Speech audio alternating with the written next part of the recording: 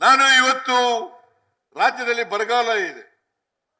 236 ತಾಲೂಕುಗಳಲ್ಲಿ 223 ತಾಲೂಕುಗಳಲ್ಲಿ ಬರಗಾಲ ಇದೆ. 223 ತಾಲೂಕುಗಳಲ್ಲಿ ಬರಗಾಲ ಇದೆ. ಈ ಸಾರಿ ಆಗಸ್ಟ್ ತಿಂಗಳಲ್ಲಿ, ಜುಲೈ ಸ್ವಲ್ಪ ಬಂತು ಮಳೆ, ಜೂನ್ ತಿಂಗಳಲ್ಲಿ, ಆಗಸ್ಟ್ ತಿಂಗಳಲ್ಲಿ, ಸೆಪ್ಟೆಂಬರ್ ತಿಂಗಳಲ್ಲಿ ಮಳೆ ಬರಲಿಲ್ಲ, ಅಕ್ಟೋಬರ್ ತಿಂಗಳಲ್ಲಿ ಮಳೆ ಬರಲಿಲ್ಲ. ಆದರೂ ಕರ್ನಾಟಕದ ಜನ ಕಷ್ಟಕ್ಕೆ ಸಿಕ್ಕಾಗಬಾರದು ಅಂತೇಳಿ ಬರಗಾಲವನ್ನ ಅತ್ಯಂತ ಸಮರ್ಥವಾಗಿ ಇಲ್ಲಿವರೆಗೆ ನಿಭಾಯಿಸಿದ್ದೇವೆ ಅಂತಕ್ಕಂಥ ಮಾತನ್ನ ಹೇಳಲಿಕ್ಕೆ ಬಯಸ್ತಾ ಇದ್ದೇನೆ.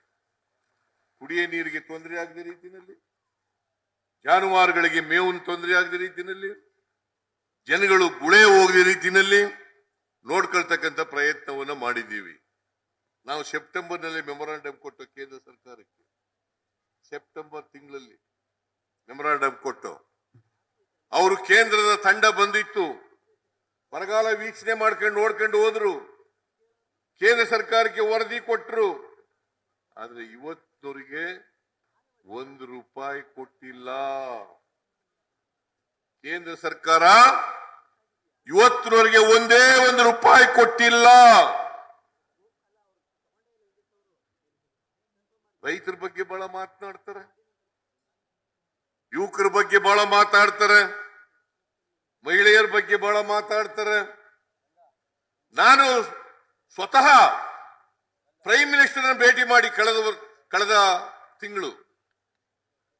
ಕಳೆದ ತಿಂಗಳು ಡಿಸೆಂಬರ್ನಲ್ಲಿ ಪ್ರೈಮ್ ಮಿನಿಸ್ಟರ್ನ ಭೇಟಿ ಮಾಡಿ, ಅಮಿತ್ ಶಾ ಅವರನ್ನ ಭೇಟಿ ಮಾಡಿ ಕೂಡಲೇ ಕೇಂದ್ರ ಸರ್ಕಾರದಿಂದ ಹಣ ಬಿಡುಗಡೆ ಮಾಡಿ NDRF ನಲ್ಲಿ ಅಂತೇಳಿ ಮನವಿ ಮಾಡಿದೆ. ಅಮಿತ್ ಶಾ ಹೇಳಿದ್ರು ಡಿಸೆಂಬರ್ 23ಕ್ಕೆ ಮೀಟಿಂಗ್ ಮಾಡ್ತೀವಿ. ಡಿಸೆಂಬರ್ 23ಕ್ಕೆ, ಈಗ ಜನವರಿ 24 ಇವತ್ತು, ಡಿಸೆಂಬರ್ 23ಕ್ಕೆ ಮೀಟಿಂಗ್ ಮಾಡಿ ತೀರ್ಮಾನ ತಗೊಳ್ತೀವಿ ಅಂತ ಹೇಳಿದ್ರು. ಇವತ್ತವರಿಗೆ ಬಿಜೆಪಿಯವರು ತಗೊಳ್ಳಿಲ್ಲ. ರೈತರ ಬಗ್ಗೆ ಅವರಿಗೆ ಕಾಳಜಿ ಇದೆಯಾ? ಕರ್ನಾಟಕದ ರೈತರನ್ನ ಮಲತಾಯಿ ಧೋರಣೆಯಿಂದ ನೋಡ್ತಾ ಇದ್ದಾರ ಇಲ್ವಾ? ಮತ್ತೆ ಬಿಜೆಪಿ ಅವರಿಗೆ ಬೆಂಬಲ ಕೊಡಬೇಕಾ? ಹೇಳಿ ನೋಡೋಣ. ನೀವೇ ಬಿಜೆಪಿ ಅವ್ರಿಗೆ ಬೆಂಬಲ ಕೊಡಬೇಕಾ? ಆ ಪ್ರತಾಪ್ ಸಿಂಹ ಏನು ಮಾತಾಡದ್ದು, ಹೇಳಿದ್ದು, ನಾ ತಗೊಬಂದೆ, ಇತ್ತಗೊಬಂದೆ. ಮಿಸ್ಟರ್ ಪ್ರತಾಪ್ ಸಿಂಹ, ಕೇಂದ್ರ ಸರ್ಕಾರಕ್ಕೆ ನಾವು ಕಳಿಸಿ ಮನವಿಯನ್ನು ಕೊಟ್ಟು 3-4 ತಿಂಗಳಾಯ್ತು, ಇವತ್ತಿನವರೆಗೂ ₹1 ಕೊಟ್ಟಿಲ್ಲ. ಮಿಸ್ಟರ್ ಪ್ರತಾಪ್ ಸಿಂಹ, ಏನ್ ಮಾಡ್ತಾ ಇದೀಯ ನೀನು? ಏನ್ ಮಾಡ್ತಾ ಇದೀಯ ನೀನು? ಕರ್ನಾಟಕದ ಜನ 28 ಲೋಕಸಭಾ ಸದಸ್ಯರಲ್ಲಿ 25 ಜನ ಗೆಲ್ಲಿಸ್ಕೊಟ್ರು. ನಿಮಗೆ ನಾಚಿಕೆ ಆಗಲ್ಲ? ನಿಮಗೆ ಮಾನ ಮರ್ಯಾದೆ ಏನಾದ್ರು ಇದೆಯಾ? ನಿಮಗೆ ರೈತರ ಬಗ್ಗೆ ಕಾಳಜಿ ಇದೆಯಾ? ಇವತ್ತಿನವರಿಗೆ ₹1 ಕೊಟ್ಟಿಲ್ಲ. ಮೊನ್ನೆ ಪ್ರಧಾನಮಂತ್ರಿಗಳು ಬಂದಿದ್ದಾಗ ಬೆಂಗಳೂರಿನಲ್ಲಿ ನಾನು ಅವರನ್ನು ಭೇಟಿ ಮಾಡಿ ಹೇಳಿದೆ, ಪ್ರಧಾನಮಂತ್ರಿಗಳೇ, ನಿಮ್ಮನ್ನ ಭೇಟಿ ಮಾಡಿದ್ದೆ, ಅಮಿತ್ ಶಾ ಅವರನ್ನು ಭೇಟಿ ಮಾಡಿದ್ದೆ, ಆದ್ರೂ ಕೂಡ ಇವತ್ತಿನವರೆಗೆ ಮೀಟಿಂಗ್ ಮಾಡಕ್ಕಾಗಿಲ್ಲ. ನಿಮಗೆ ಯಾಕೆ ಸುಳ್ಳು ಹೇಳ್ತೀರಿ ನೀವು? ಏನ್ ರೈತರು ಯಡಿಯೂರಪ್ಪ ರೈತರ ಮಗ, ನಾವ್ಯಾರ ಮಕ್ಕಳು? ನಾವ್ಯಾರ ಮಕ್ಕಳಪ್ಪ? ವೆಂಕಟೇಶ ಯಾರ ಮಗ? ಶಿವಕುಮಾರ್ ಯಾರ ಮಗ? ನಾವೆಲ್ಲ ರೈತರ ಮಕ್ಕಳಲ್ವಾ? ನಾವೆಲ್ಲ ಹಿಂದೂಗಳಲ್ವಾ? ಅವ್ರು ಮಾತ್ರ ಹಿಂದೂಗಳು, ಹಿಂದುತ್ವ ಹೇಳೋರು ಮಾತ್ರ ಹಿಂದೂಗಳು. ನಾವು ಸೆಕ್ಯುಲರಿಸಂ ಹೇಳ್ತಕ್ಕಂಥವರೆಲ್ಲ ಹಿಂದೂ ವಿರೋಧಿಗಳು.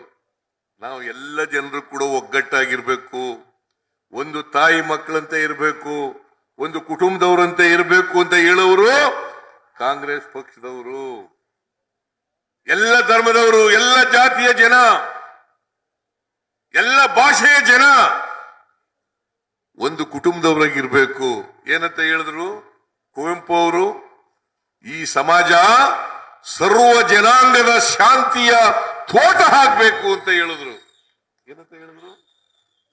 ಸರ್ವ ಜನಾಂಗದ ಶಾಂತಿಯ ತೋಟ. ಇವ್ರು ಮಾತ್ರ ಹಿಂದೂಗಳ, ಬಿಜೆಪಿ ಅವ್ರು ಮಾತ್ರ ಹಿಂದೂಗಳ, ಶ್ರೀರಾಮನ ದತ್ತು ತಗೊಂಡ್ಬಿಟ್ಟಿದಾರ. ನಿಮ್ಮೂರಿನಲ್ಲಿ ದೇವಸ್ಥಾನ, ರಾಮನ ದೇವಸ್ಥಾನ ಇಲ್ವಾ? ನಮ್ಮೂರಿನಲ್ಲಿ ಇಲ್ವಾ? ನಿಮ್ಮೂರಿನಲ್ಲಿ ಇಲ್ವಾ? ನೀವೆಲ್ಲ ಭಜನೆ ಮಾಡಲ್ವಾ? ಶ್ರೀರಾಮನ ಭಜನೆ ಮಾಡಲ್ವ? ನಾವೆಲ್ಲ ಧನುರ್ಮಾಸದಲ್ಲಿ ಭಜನೆ ಮಾಡ್ತಿದ್ವು ನಾವೆಲ್ಲ ಹುಡುಗಾಗಿದ್ದಾಗ ಹಳ್ಳಿಯಲ್ಲಿ. ಏನು ವ್ರತ ಮಾಡ್ತಾರಂತೆ,